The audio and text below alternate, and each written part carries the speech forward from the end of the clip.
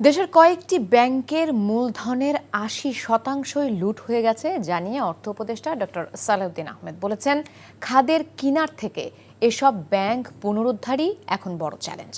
রাজধানীর সেটআপ মিলনায়তনে অর্থনীতিবিদ ডক্টর হোসেন জিল্লুর রহমানের বইয়ের মোড়ক উন্মোচন অনুষ্ঠানে যোগ দিয়ে কথা বলেন তিনি।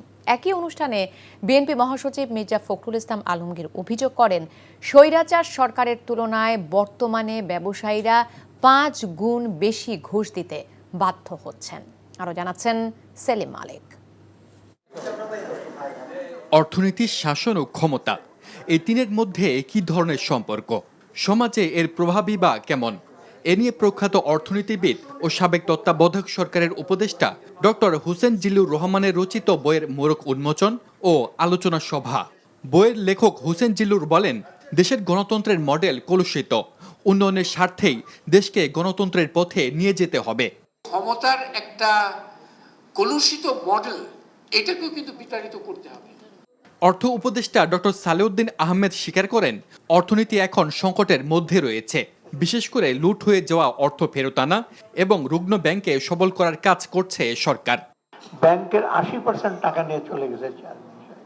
ধরেন ২০,০০০ কোটি টাকা আউটস্ট্যান্ডিং, ১৬,০০০ কোটি টাকা নাই।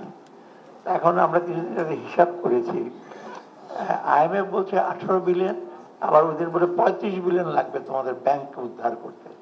ব্যবসায়ীদের অভিযোগের কথা উল্লেখ করে বিএনপির মহাসচিব মির্জা ফখরুল ইসলাম আলমগীর বলেন, স্বৈরাচারের লুটেরা অর্থনৈতিক ধারায় এখনো চলমান, এর থেকে বের হতে পারেনি অন্তর্বর্তী সরকারও।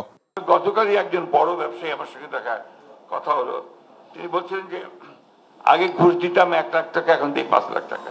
পুলিশের কোনো পরিবর্তনই হয়, বরঞ্চ তারা আরো সুযোগ নিয়ে, যে একবার বলে যে মিলিটারির কাছে যাও, আরেকবার বলে যে কোর্টে যাও।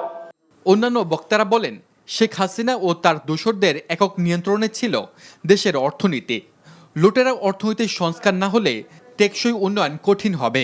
সিঙ্গাপুর এখন তাদের স্বাধীনতার ৬০ বছর উদযাপন করছে, আমরাও কিন্তু ৫৪ বছরে পদার্পণ করেছি, কিন্তু দেখেন তাদের মাথা পিছু আয় প্রায় $৯৪,০০০, আর আমাদের মাথা পিছু আয় ইনফ্লেটেড ধরে নিল ৩,০০০, সেটাও যদি ধরে নেই, তাহলে কোথায় আছি আমরা? সেলিম মালিক, এনটিভি নিউজ, ঢাকা। বান্ডেল থাকলে প্রতি সেনমানিতে টাকা বাঁচবে।